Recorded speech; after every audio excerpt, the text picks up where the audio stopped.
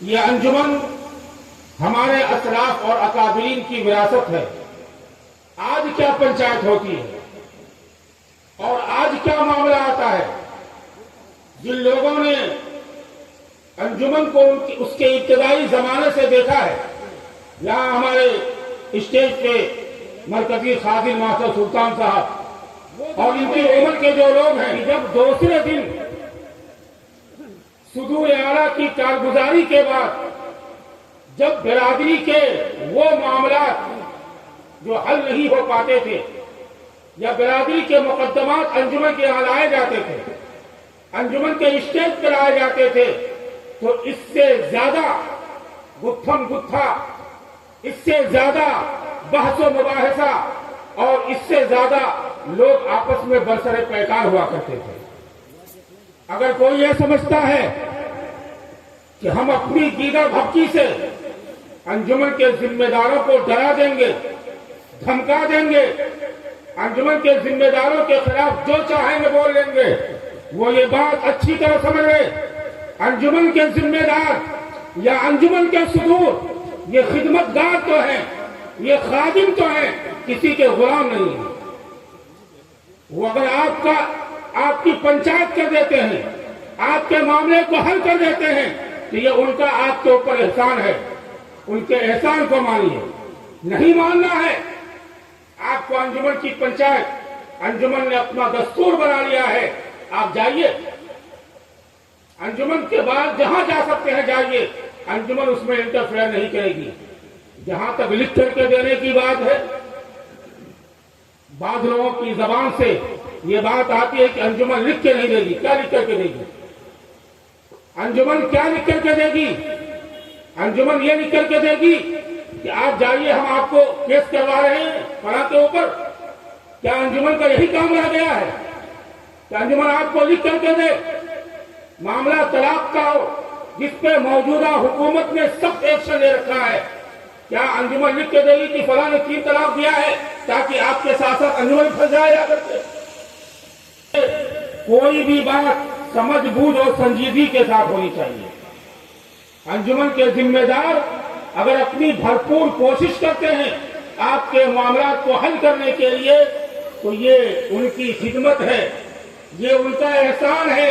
میں نے کل بھی یہ بات وہ آپ کو آپ کے پیسوں کے خرچ ہونے سے، آپ کے انرجی کے خرچ ہونے سے، آپ کو ٹینشن سے بچانے سے اور آپ کے گھروں کو پرسکون بنانے کی بھرپور کوشش کرتے ہیں۔ آپ لڑتے رہیں گے، لاٹھی چلاتے رہیں گے، ایک دوسرے کے خلاف مقدمے بازی کرتے رہیں گے، اس سے انجمن کا کیا، انجمن کی صحت پہ کیا اثر پڑنے والا ہے؟ کوئی بھی تنظیم اور کوئی بھی انجمن ٹکی ہوتی ہے ماننے والوں کی اطاعت پر۔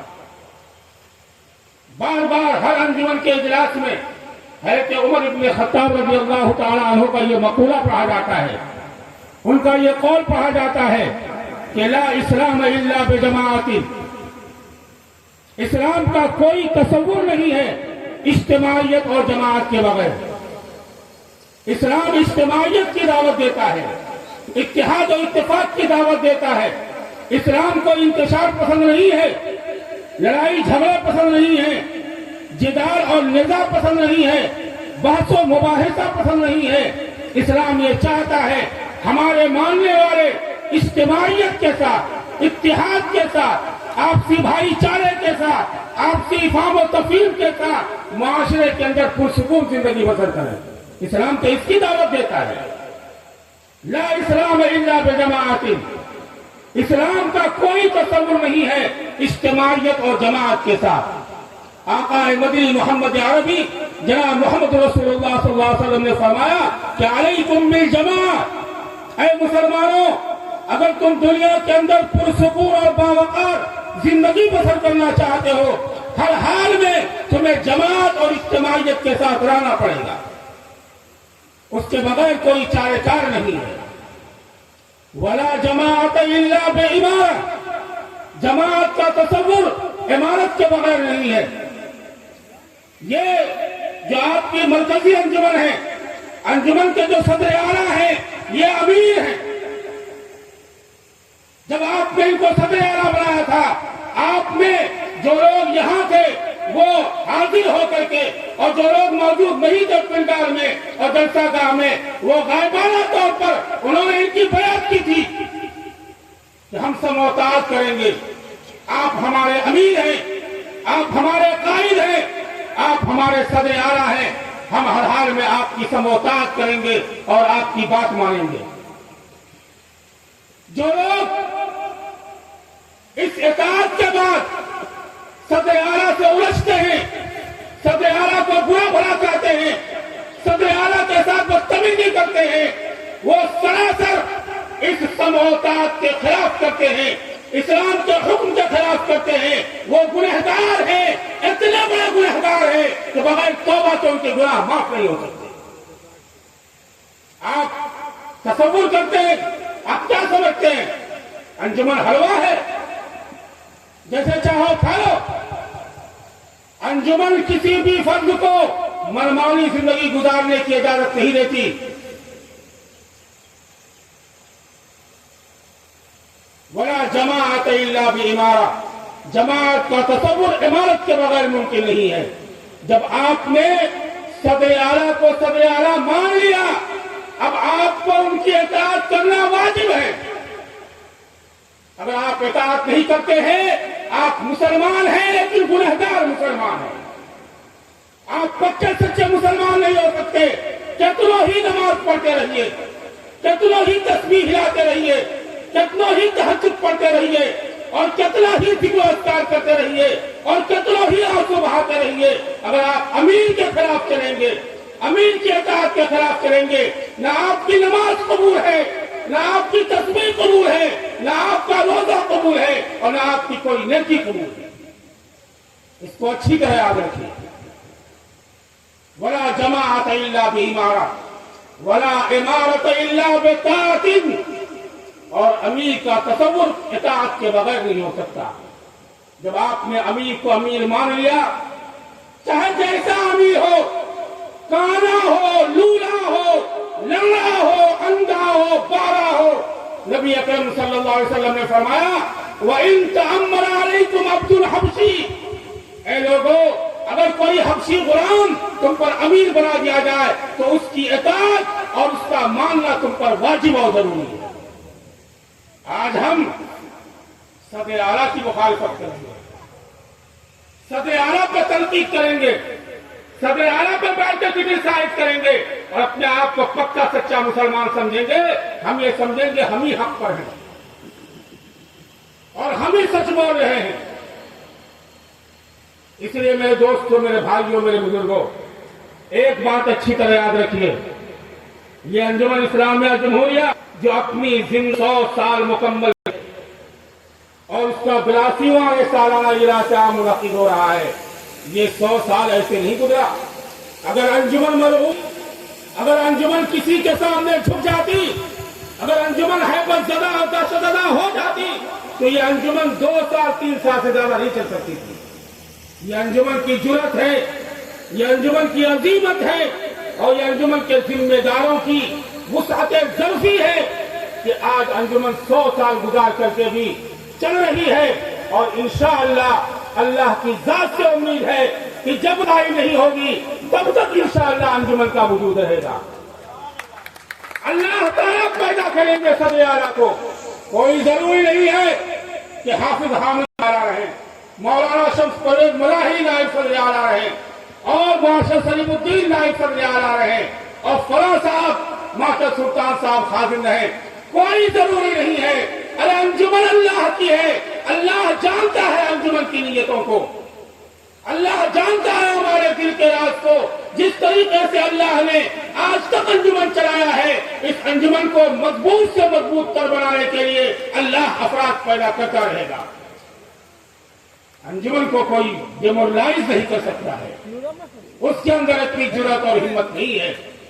میرے بھائیوں، میرے دوستوں، ہمیں تو اپنے اللہ کا احسان مند ہونا چاہیے کہ اللہ تبارک و تعالیٰ نے، میں تو کل کہا اپنے بیان کے اندر کہ یہ انجمن ہی کی برکت ہے کہ دوسری جگہوں پہ برائیاں چھپ کر کے بھی ہوتی ہے، کھلے عام ہوتی ہے، کوئی روکنے ٹوکنے والا نہیں ہے، کوئی روکنے ٹوکنے والا نہیں ہے۔ دن دہاڑے زناکاری ہو رہی ہے، بدکاری ہو رہی ہے، لڑکے لڑکی کو لے کر کے فرار ہو رہے ہیں، کوئی روکنے والا نہیں۔ لیکن یہ انجمن اور برادری کی اجتماعیت ہے کہ ہمارے یہاں اگر تھوڑی سی بھی کوئی برائی منظر عام پہ ہوتی ہے تو انجمن فوری طور پر پکڑ کرنے کی کوشش کرتی ہے۔ میرے بھائیوں، میرے دوستوں، یہ انجمن کی دوسری نشست جو شروع ہونے جا رہی ہے اس میں ہمارے صدور اعلیٰ کی کارگزاری ہونے والی ہے۔ انہوں نے سال بھر اپنے اپنے حلقے میں اپنی خدمات پیش کی ہیں، پنچایتیاں کی ہیں، لوگوں کے درمیان اتحاد و اتفاق پیدا کرنے کی کوشش کی ہے، امت کو مربوط کرنے کی کوشش کی ہے۔ یہ اپنے اپنے حلقے کی کارگزاری پیش کریں گے۔ میں سب سے پہلے جہاں سے اس انجمن نے اپنے قدم کو مضبوط کیا ہے، اور وہ مرد درویش، وہ مرد قلندر جس نے نصف صدیوں تک اس انجمن کو اپنے خون جگر سے سینچا، اپنا خون جگر پلایا، اور وہ مرد درویش جب اس دنیا سے جا رہا تھا تو اس کی زبان پہ انجمن ہی کا تذکرہ تھا۔ میری مراد انجمن کے سب سے پہلے صدر اعلیٰ جناب الحاج ماسٹر محی الدین صاحب نور اللہ مرقدہ رحمہ اللہ رحمۃ واسعہ ان کی ذات سے ہے۔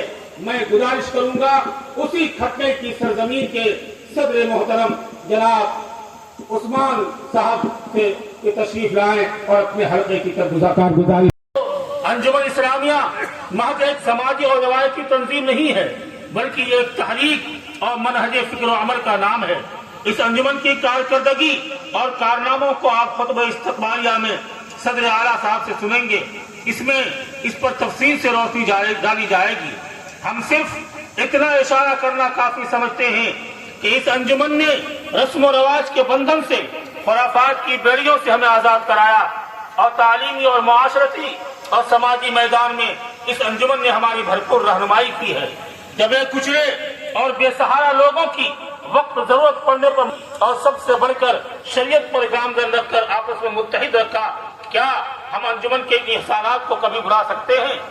آج جو بہت حد تک علاقے میں خوشحالی اور دینی ماحول قائم ہے، اس میں یہاں کے مدارس اور یہاں کی ذیلی انجمنوں کا بڑا احسان ہے۔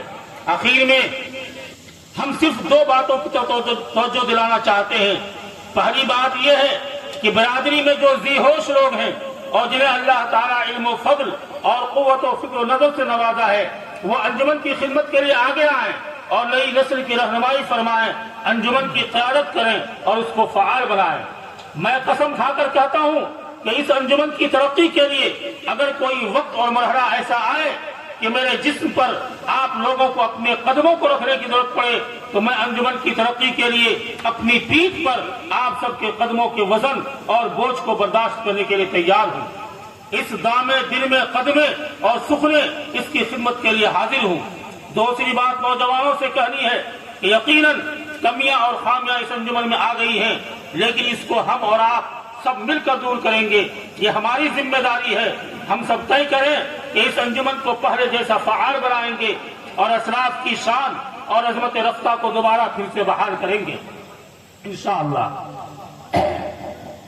انجمن کو ترقی دینے کی کوشش کریں گے۔ اور آخری بات کہہ کر اپنے پیغام کو ختم کرتا ہوں کہ میرا ہی نہیں بلکہ برادری کے بہت سے ذی ہوش لوگوں کو احساس ہے کہ اس گاؤں میں بہت سے نئے رسوم و رواج جو دوبارہ پیدا ہوئے ہیں اور بہت سی خرافات جو برادری میں آئی ہیں وہ پڑھے لکھے اور خوشحال گھرانوں سے آئی ہیں۔ یہ ایک تلخ حقیقت ہے، اس پر ہم سب کو دھیان دینے کی ضرورت ہے اور ہم سب کو اپنا محاسبہ کرنا ہے کہ کہیں ان خرافات اور رسومات کے دوبارہ وجود میں آنے کا سبب ہمارا گھرانہ اور خاندان تو نہیں ہے۔ اس پر ہم سب دھیان دیں، اور اگر یہ کمیاں ہیں تو ہم سب اس کی طرف توجہ دیں اور ان پر قدم لگائیں۔ بس یہی بات کہہ کر رخصت چاہتا ہوں اور دعا کرتا ہوں کہ اللہ تعالیٰ اس انجمن کو دن دگنی اور رات چوگنی ترقی عطا فرمائے اور ہم سب کو اس انجمن کا سچا پکا خادم اور سپاہی بنائے۔ اس شعر پر اپنے پیغام کو ختم کرتا ہوں، جسے فضول سمجھ کر بجھا دیا تم نے، وہی چراغ جلاؤ تو روشنی ہوگی۔ محمد قمر الزمان ندوی یکے از خدام انجمن اسلامیہ جمہوریہ۔ اس کے کارنامے کا کسی طرح سے انکار نہیں کر سکتے ہیں۔ لوگ انجمن اسلامیہ کی خدمات اور کارناموں کا انکار کرتے ہیں اور اس کے سالانہ اجلاس اور کارروائیوں میں شرکت کو پکنک اور سالانہ دعوت سے تعبیر کرتے ہیں۔ وہ در حقیقت تاریخ انجمن کو منہ چڑھاتے ہیں اور ایک مسلمہ حقیقت کا انکار کرتے ہیں۔ میں ہندوستان کے تقریباً تمام صوبوں کا دورہ کر چکا ہوں اور کثرت سے میرے اسفار ہوتے ہیں۔ وہاں کی دینی، ملی، علمی، تہذیبی، ثقافتی اور تمدنی اور سیاسی حالات پر الحمدللہ میری نظر ہے۔ علاقائی اعتبار سے مجھے کئی ایسی تنظیم انجمن اور ملی اور ملی سوسائٹی نہیں ملی۔ آپ سب اس پر اللہ کا لاکھ لاکھ شکر ادا کیجئے اور اپنے اکابر اور اسلاف اور پروجوں کی دی ہوئی اس امانت اور وراثت اور سوغات پر فخر کیجئے اور اس کو زیادہ سے زیادہ مضبوط اور فعال بنانے کی کوشش کیجئے۔ یقیناً پہلے کے مقابلے میں بعض جہت سے اس میں کمیاں آئی ہیں اور اس کی فعالیت میں جمود و تعطل آیا ہے، لیکن یہ جمود اور تعطل ہم ہی لوگوں کی وجہ سے آئی ہے اور ہم سب خود اس کے ذمہ دار اور قصوروار ہیں۔ یہ بھی درست ہے کہ جیسے جیسے خیر القرون سے دوری ہوتی جائے گی، ہر شعبے میں زوال اور کمزوری آتی جائے گی اور یہ قرب قیامت کی نشانی ہے۔ بہرحال ان تمام چیزوں کے باوجود یہ انجمن ہمارے لیے قیمتی سرمایہ اور نعمت عظمیٰ ہے اور ہماری ملی سماجی اتحاد کا بہترین ذریعہ ہے، نیز ہمارے لیے شریعت پر گامزن رہنے اور دین سے وابستگی کا بہترین وسیلہ ہے۔ انجمن جمہوریہ اسلامیہ دراصل عمارت شریعہ جس کی بنیاد ابو المحاسن مولانا سجاد رحمۃ اللہ علیہ نے رکھی تھی، اور انجمن اسلامیہ رانچی جس کے بانی اور مؤسس مولانا ابوالکلام آزاد تھے، اس کی ذیلی شاخ اور حصہ و چربہ ہے، اور تقریباً اسی زمانے میں اس کی بنیاد ہمارے ذی ہوش بزرگوں اور پروجوں نے رکھی تھی، جو علم فضل کے اعتبار سے تو کم تھے لیکن اخلاص و یقین کی دولت سے بہت ہی مالا مال تھے اور یقیناً وہ سب ملت کا بہت درد رکھتے تھے۔ ہم مختصراً آپ سب کے گوشے گزار کرتے ہیں